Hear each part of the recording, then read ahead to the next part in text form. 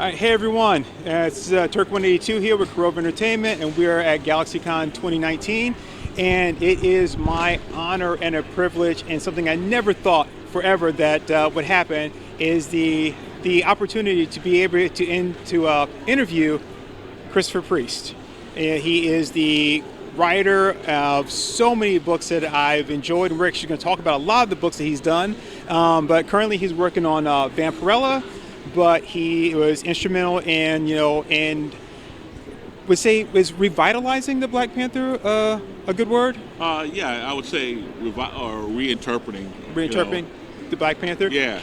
And for the people that are kind of new to the Black Panther, creating a lot of the characters and the atmosphere and the theme, that including of much of what was in the Black Panther movie. Characters like Okoye, the Dora Milaje, yep. Right? So Everett K. Ross. Yep. Yeah. So all of that good stuff. And so we're going to talk about your little bit of your run on Black Panther. Quantum&Woody. Tell us a little bit about Vampirella as well. And the horrible things you did to Power Man and Iron Fist, among some of the horrible things you've done to other characters that I've loved so much. All right. So again, thank you very much for taking the time to sit down with me. Well, thanks for having me. I appreciate it. And you'll be able to tell people that you had this wraith that was following you throughout the con. Yeah, it's just stalking me a little bit. Yeah. All right. So to start off with, so you have a long history with writing comics for both Marvel and DC, along with many others. Harris is Vampirella, correct? Dynamite. Dynamite now. Sorry, Dynamite. Yep. Okay. And I believe just a minute ago when you were talking, you said you got into the business at 17? Yes. Okay. Yeah, I was in a vocational school in New York City that had a journalism program, and New York City at that time, they had a high school internship program where for a semester you could go and actually work in the field of your choice. So I applied to, I believe it was 5 law firms and Marvel Comics. And I ditched the other appointments to the law firms. I was too busy with my girlfriend and running around town, and I just was lazy and didn't show up. But I did show up for the Marvel appointment. And I was up against at least 4 or 5 artists, high school kids who were artists. I was the only writer in the room, and Jim Shooter, who was the editor-in-chief at that time, he selected me from that group, and I'm forever grateful for that. That was an amazing thing. That was just a gift from God. And it's interesting that because Jim Shooter started working for Marvel, he was like 14, right? Yeah, something like that, 14 or 15, yeah. So him, a young talent, bringing in young talent. Yeah. Oh, that's pretty interesting. Actually, I think Jim Shooter started working for DC. I'm sorry, DC. And eventually ended up at Marvel, yeah. So you kept your Marvel appointment. Is it because you were such a Marvel fan or a comic book fan? Oh, yeah. I didn't think I had a prayer of getting the job. I just wanted to actually go up to Marvel and see the offices. I thought that would be good enough, So when I actually got the job, I was, whoa, I was kind of blown away. I didn't think I stood a prayer of actually being picked. So it was a real shock to me to actually get picked for the job. So what were some of your favorite characters at that time? Oh, all of them. I don't know, Spider-Man, the Avengers. I liked Luke Cage. I read a lot. I did read Hero for Hire, the old Luke Cage book. Right. So I don't know, just about anything that had to do with Marvel. I had been like a hardcore DC fan for the longest time. Mm-hmm. So, Superman, Batman, Legion of Superheroes. I really like Legion of Superheroes. Is that with or without Superboy? That's back in the day. Superboy was part of the band. They was in the group then. That was and it really got supercharged when this guy Mike Grell came along. And Mike Grell kind of charged it up and had this real modern, edgy style, that just kind of took the Legion to a whole nother level. Right. So I was a big Legion fan. Justice League, I read that religiously. But at some point I started getting turned on to Marvel stuff and the Avengers and so forth. And that sort of became a preoccupation where I was a real big Marvel, fan at the time that the opportunity presented itself. Okay. So how long after the internship before you wrote your first book? Wow, pretty quickly. Jim just really, besides just hiring me as an intern, sometimes you get hired as an intern and they just deposit you in the back room somewhere and you're making Xerox copies all day and they forget about you. But Jim actually took an active role in mentoring and asking me to do some writing with the intent of building me into a writer. So I would say fairly quickly, Jim had me writing like inventory stories. Okay. Stories that may or may not have ever gotten published. A couple of them did, and I'm sad to say that they did because they were pretty bad. But he had me writing like a couple of Iron Man stories and I think a Thor story and a couple things like that. And then he would critique it and he would beat you up and make you rewrite and that kind of thing. And that's how you refine it. That's how you learn your trade. So we started doing a lot of that. One of those inventory stories was about the Falcon, Captain America's sidekick. And Jim gave that story to an aspiring artist named Paul Smith, who had shown up. And Paul went off with it and drew that issue. And it came back and was just an amazing artwork. And they showed that story around the office, and all the editors became very enamored of Paul's work. And look how fantastic this art is. But the book was not lettered, so nobody read my story. So Paul became this big star, and I didn't. But it did give me, the story was good enough that Jim said, well, why don't we go ahead and make this into a limited series? And that became issue 1 of the Falcon limited series. So I got commissioned 3 more issues of the Falcon, and the rest is history. That was my first published work. Now, it was, if I remember correctly, that Falcon Limited series, that's when they established Falcon as being a mutant, correct? Yeah, I guess. But the thing about it is, I put that in there because I was told that, or I read that in the Marvel Handbook. Okay. So I don't think that was my idea. To the best of my recollection, and mind you, this was a long time ago, but to the best of my recollection, somebody else established that, or somehow it ended up in the Marvel Handbook, but it said that he was a mutant. He had some sort of limited ability to communicate with his bird, with Red Wing, and I wrote it into the script. He guided the bird into the head of this sentinel, this rogue sentinel that was after him, and that's how he defeated the robot. But I don't think that was my idea, but I did put it in there so that it may have accidentally become my idea. So, oops. I just remember that was the first time I had heard that he was a mutant, and it was just that cover, I think, where the Sentinel is holding the Falcon. Exactly, right. Yeah, that great Paul Smith cover there. Yeah. Uh-huh. Something that was forgotten about in Heroes Reborn, when they're like, send all the Avengers into Onslaught to give him a physical form, and Falcon went right on in there because mutants couldn't. It's like, but Falcon shouldn't be going in there either. But, oh, really? Yeah. Maybe they retconned it out. I don't know. I think it was just an oversight. Yeah. Oops. But it's amazing. You talk about Paul Smith. I remember, my first introduction to him was that X-Men double-page spread when they came back from outer space fighting the Brood, and it was the X-Men when they first met the New Mutants. My friend and I talk about that all the time because that was that beautiful thing. So you working with Paul Smith, it was before I even had seen his work. I guess officially seen his work. Yeah. That's amazing that you kind of had 2 great talents kind of together like that, even if you weren't really recognized yet. No, I was not considered a great talent. I'm still not considered a great talent, but at that time, certainly, I was just this kid, again, because the boards were not lettered, nobody really paid much attention to, whoever the writer was. It's harder for writers to become recognized than artists. An editor can take a quick look at a piece of art and instantly form some sort of opinion about the readiness of this particular person, whether they're ready or not for professional work. For a writer, they have to take my script and sit down and read it, which requires an investment of time that a lot of editors just don't have the time, literally don't have the time to do it. Right. They don't have the hours in the day to do it. So it's much harder to break in as a writer than as an artist. So I kind of understand that. But it took a much longer, in fact, most of my professional career, I was always considered like a C-list writer and the guy you call to do a fill-in or to do the last couple of issues of Hawkman, which was being canceled, or the last issue of Moon Knight that was being canceled. I was described as a marginal writer. I was never really taken seriously in the business until I started writing Deathstroke, which was leaping ahead like a decade or two.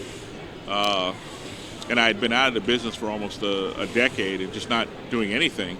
And then DC offered me Deathstroke. I came back to start writing Deathstroke, and all of a sudden, all the bloggers started writing legendary creative talent Christopher Priest. And I keep wondering, who are they talking about? Because I was always treated like dirt when I was actually active in the business. When I was writing Panther, when I was writing Green Lantern, nobody took me seriously. And now all of a sudden it's like, industry great, heavyweight, I'm not a heavyweight, nobody takes me seriously in this business. But the perception of the fans or the consumers' perception versus that of the publishers, it's very different. With the publishers, that I am looked at as kind of one of the old school guys by the publishers who are kind of still around and still, it's like George Foreman when he came back. Right. Like it was amazing that the guy came back at his age and that he's knocking people out left and right, but it's kind of an anomaly. From the reader perspective, the readers don't know and don't care. All they care about is this a good comic or is this not a good comic? And you're kind of judged on that basis. But in the industry, it's very political, and these guys have an exclusive contract, and if you're not under an exclusive contract, then you have to compete for the table scraps of whatever's left over. You're not normally eligible for the big jobs, for the meatier assignments that you might want to do, because they have to feed those guys first, right. The contract guys first. So there's a lot to it. There's a lot of moving parts, and the difference between how I'm perceived within the industry as opposed to how I'm perceived when I come to a show and I'm meeting the fans. It's night and day. It just really is. It's two different things.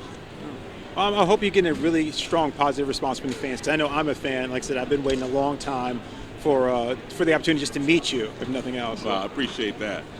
So actually, you said something here, and there was a question I want to follow up. But first, this was like a perfect transition.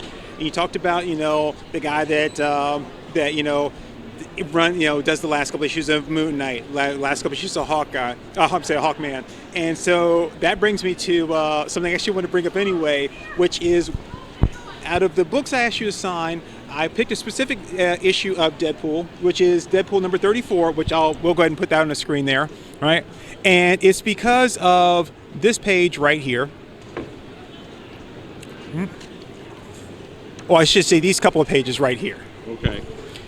Where, so this is when you took over the book from Joe Kelly, who departed, and it was kind of a new direction for Deadpool, and Deadpool is basically in the land of the dead, and he's there with... But he's in the land of the dead comic books. Dead comic books. Right.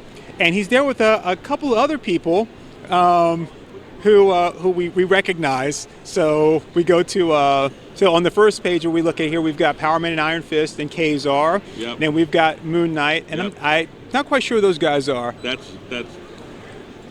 Moon Knight. That's still Iron Fist. Okay. I think that is that Red Tornado. Oh, Task Force. That's the Justice League Task Force. Oh, okay. Justice League Task Force. They're wearing the same costume. So that's Zabu. That's the Kazar's Saber-Tooth Lion. Black Panther. There's Steel. Zero. Zero. Right. Very good. Okay. Well, I love Zero. Yeah. Yeah. Who all have the same look. So it's all the books that I worked on that that didn't work. Or Solar? Not even that didn't work, but that, they just reached the end of their runs. Yeah, so there's Solar, and I think all the rest of the guys are back there. It's Ray. And there's the Hawkman. Yeah.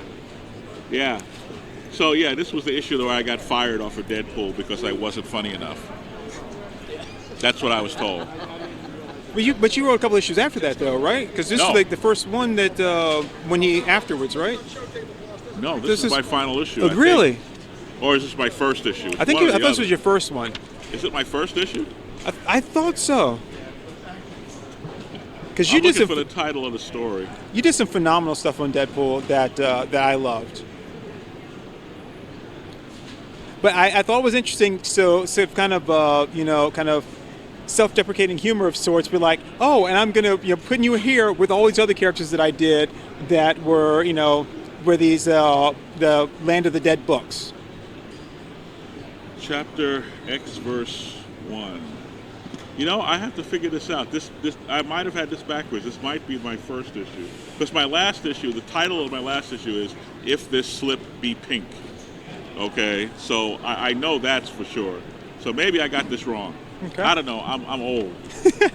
Yeah, I'm probably misremembering, and that might be. I'll look it up. That might be my first issue, or not. Might be.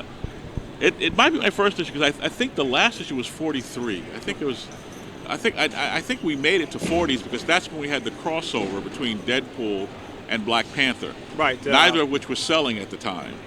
So they had a very small print run, and as a result, those two issues, the crossover issue, are pretty rare and hard to find.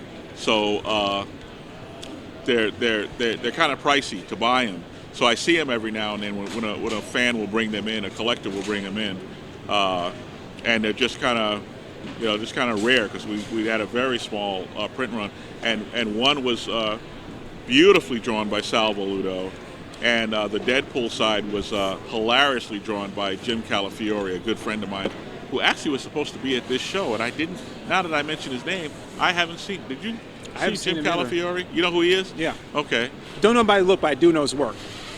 Well, he looks like his drawing. He's a very thin, athletic, tall white guy who looks like Jim Calafiore. Oh. Exactly how you think he looks. That's exactly the way he looks. It surprises me. It actually blows me away when you say that neither one of those books were selling very well, because I was working at a comic book store at the time. I'm reading both those books, and I could not praise them enough. I love them. Wow. And you say that Deadpool wasn't funny enough, and I'm like, you wrote Deadpool, so first off, in this issue where he realizes where he is, and he's like, oh, hell no, I'm not staying here, and he leaves. Yeah, not this guy. Yeah, right. Yeah. And then you go and you put him sharing a house with Titania and the Constrictor, and it's right. And I forgot about that. Dr. Octopus's house. Right, his old, yeah, it's a sublet or something from Dr. Octopus. Because you have the real estate agent to the supervillains. Right. It's like, and here's his house, right. And Titania and Constrictor can't stand him, right. And they're always trying to find ways to kill Deadpool because right. he's always messed. That was hilarious. And then Loki tells him that he's the son of Loki and gives him Tom, T-H-O-M. Yeah, Tom Cruise's face. Right? That stuff was hilarious to me. I loved all that. I think my favorite part of Deadpool, and this happened in the crossover, is that they got in the Constrictor and Titania. They were captured, and they were stored inside these stasis tubes, and they had like this 2-page discussion about these stasis tubes. And Constrictor's like, yeah, I had a dealer try to sell me one of these once, very pushy, these stasis tubes, and then Titania was worried that the Rhino had been held in here, and that maybe the Rhino had licked the tube or something. She was getting grossed out. It took me a while with Deadpool to just figure out how to write him. And then one day I woke up with the thought, oh, I get it now. He's an idiot. Because when you're writing comics, they train you to not put the character in any sort of situation where the character can be ridiculed. You want to protect your character. You want to protect the dignity of Black Panther or Superman or whatever. But I realized I don't have to protect his dignity because he's an idiot. So I called up my editor. I said, Mike, he's an idiot. And he goes, yeah. And I go, oh, now I know how to write him. Because I really struggled for the first few issues. But once I figured out the guy's an idiot, bam, now I know what I'm doing. And it was off to the races. Just anything went. And it just got sillier and sillier. And now I feel even dumber because after I got booted off the book, Deadpool got even sillier. And then once I saw the film, I went, well, hey, I was really holding back compared to these guys. They've got him way out there. Right. That's fantastic. So and this could just be me kind of inferring things, so please correct me here. I look at a book like Power Man and Iron Fist, right? Yep. Which you took over and then did some horrible things with that I have forgiven you for, which we talked about off camera, primarily the death of Iron Fist. I take a look at Quantum&Woody, Black Panther, and we talked previously about off camera about the writing characters, and it's like you're writing a character, right? Exactly. But it seems like I've seen with a lot of your work, there's a pairing of like a black character, a white character, and if that's intentional, is it for a dynamic to be able to say, okay, let's show how much these people are alike and are different? Because even though Black Panther and Everett K. Ross aren't buddies, they're working together, and you're getting this different kind of perspective there. Is that intentional, or is that just something that just kind of happens? Well, both. Okay, so Power Man and Iron Fist, they were paired up before I got there. Right. So obviously Joe Duffy was doing a wonderful job, and Kerry Gamble was the artist. And that was a really good run on Power Man and Iron Fist, and it was gorgeous stuff. I think Chris Claremont, if I'm not mistaken, and John Byrne teamed them up together or had them become friends. And then they made the franchise official under Joe Duffy and Kerry Gamble. I tend to believe that Power Man and Iron Fist were teamed up because neither book was selling. Right. And they said, well, let's try teaming them together and see if that happens. And that book found an audience. Whereas individually, Iron Fist was struggling in his own comic, and Luke Cage was struggling in his own comic. But together, they found an audience. And they had this dynamic, this sort of, Iron Fist was kind of this Zen Boy Scout, and Luke was this sort of streetwise, person. Now, for Black Panther, I thought it was essential that we have a point of view character. I thought we are dead on arrival because it's a black character. It's not just a black character. He's an African. He's not even African American. He's an African character that has never sold well. Black characters don't do well to begin with. That I'm lacing up cement shoes with this character. So part of my list of demands, and I had a list of demands before I would take on Black Panther, was that we have to find a way to invite the audience, and they get past the audience's skepticism. And I thought the way to do that was to validate it by having a character that would give voice to all the objections, the long list of objections that Marvel's audience, and Marvel's audience was white males. So let's be honest, it's white males. How do I get white males to read this book? And I think by first validating all their concerns. He has no powers. He's boring. He's, no one's going to say, we don't want to read him because he's black. They're going to say, we don't want to read him because he has no powers and he's boring, or whatever the story was. So I had this character, Everett K. Ross, who was designed to sort of look and sound like the average Marvel fan, okay, who would give voice to this long list of objections. He's a walking, talking list of reasons why white people do not buy or would not be inclined to buy Black Panther. And by exploding those presumptions one by one and tackling them one by one in a humorous fashion, we got this word of mouth going where fans were going, hey, you need to take a look at Black Panther. It's hilarious, because Everett Ross is basically exploding every one of these stereotypes by giving voice to them. And I thought that was like the only way we could break down that barrier. And we did to some extent. It never was a huge seller, but we would have absolutely been dead on arrival if I had gone in there. And with all due respect to Ta-Nehisi Coates, who's a brilliant writer and a much better writer than I am, as far as I'm concerned, but if Ta-Nehisi had taken on Black Panther at that stage in 1998, where Black Panther had been dormant for a long time, and come in with a very aggressive tone, a very aggressive pro-African, nice to meet you, a very aggressive pro-African, pro-black tone, I think we would have been dead on arrival. I don't think the market was ready for what we did, let alone for the more progressive ideas that Mr. Coates brings to it. Right. So I wanted to do Chandler Bing from Friends and use that phrasing, that voice, Right. that sort of ironic voice, and bring that to the thing.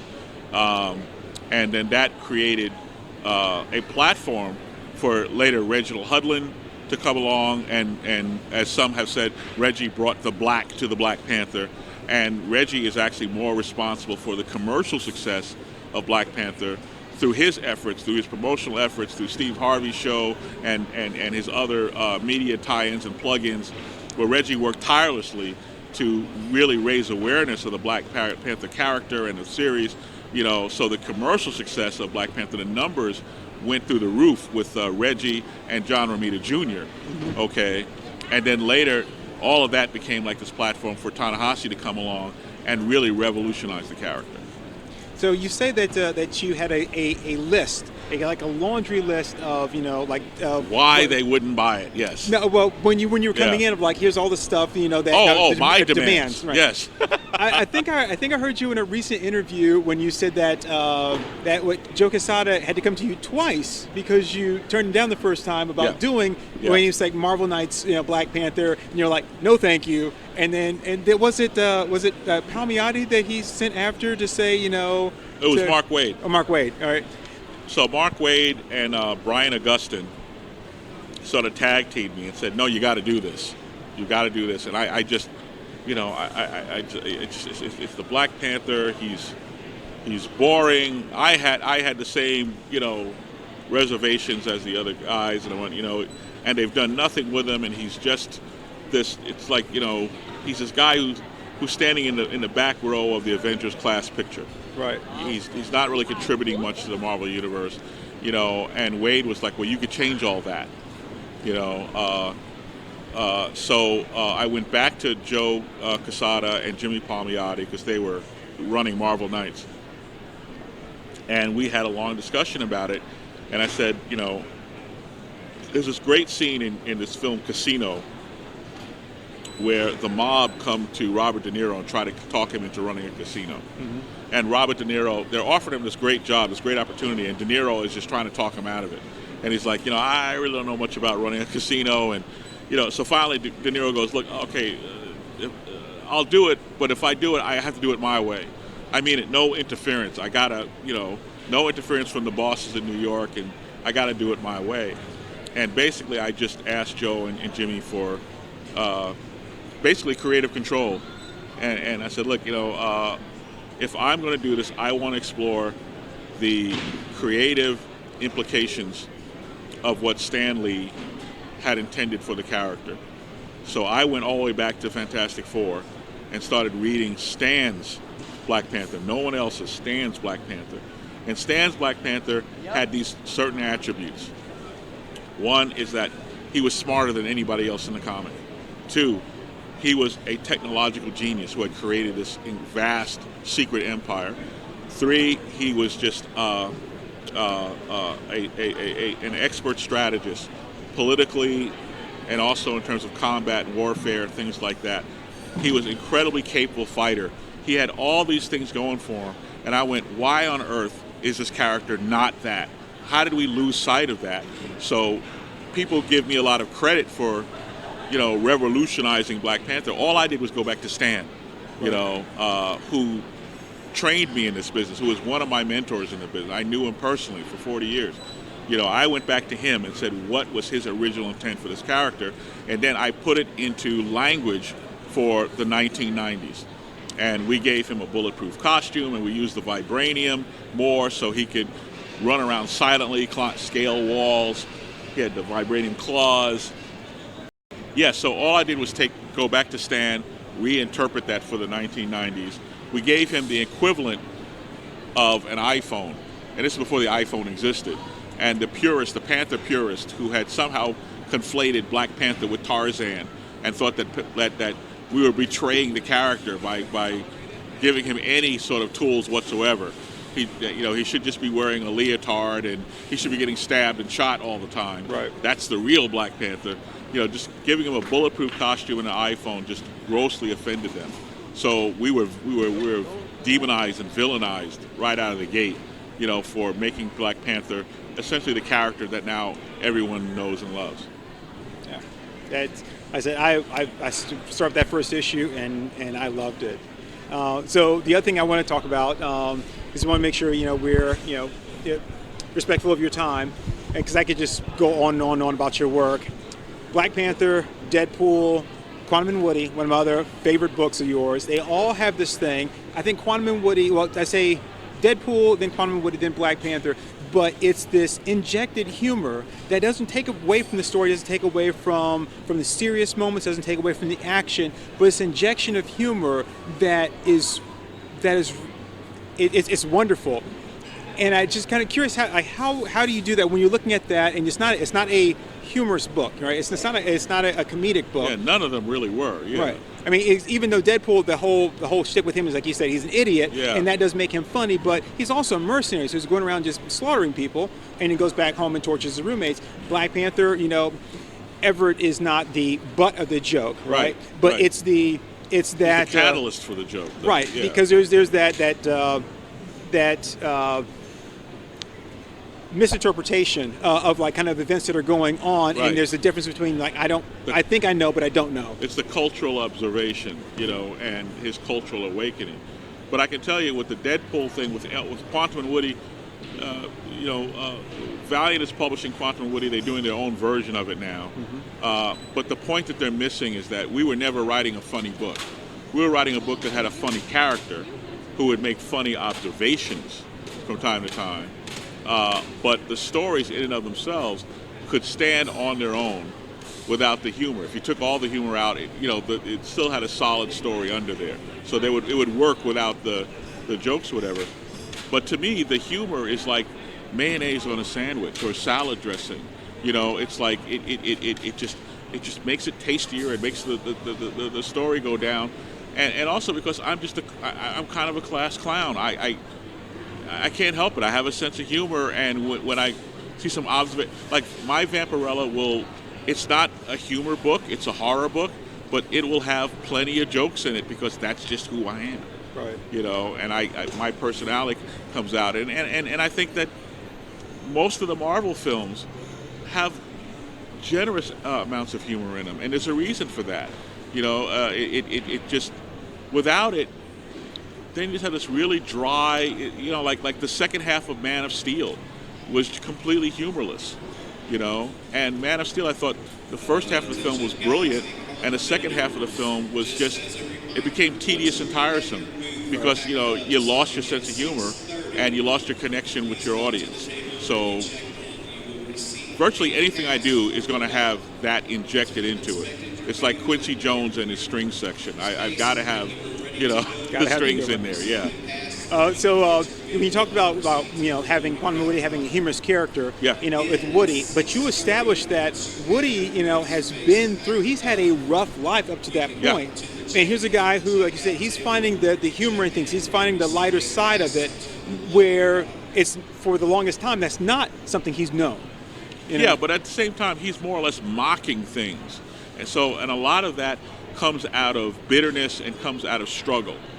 And I mentioned this to Eddie Murphy. We had a meeting with Eddie Murphy. We were doing a film. Dennis Cowan and I were doing a film with Eddie Murphy's production company.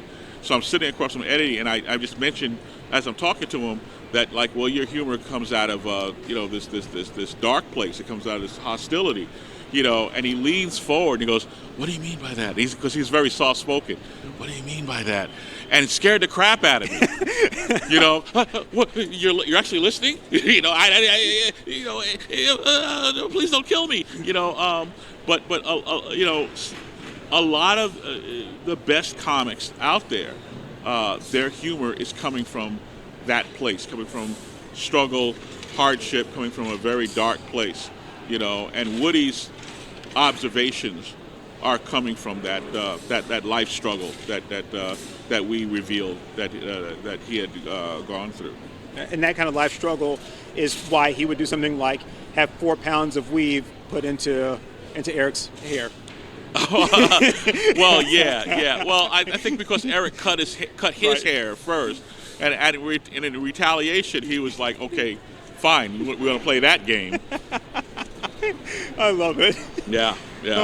Well, sir, thank you very much. It's been a pleasure. Oh, Just sure. like I said, I love your work, and I hopefully that now you say people say the legendary, and I hope that people go back and they look at your work and see yes, God. he is the legendary. Even if you're just now recognizing it, he has been the legendary for quite a while. You do fantastic work. Whether it's on the writing side or the editing side, which is actually a question I wanted to ask you, but we don't really have the time for it right now. But thank you very much, and I can't wait to see more and more of your stuff. Well, thank you. I appreciate that very, very much. Thank you. Everyone, this has been Christopher Priest.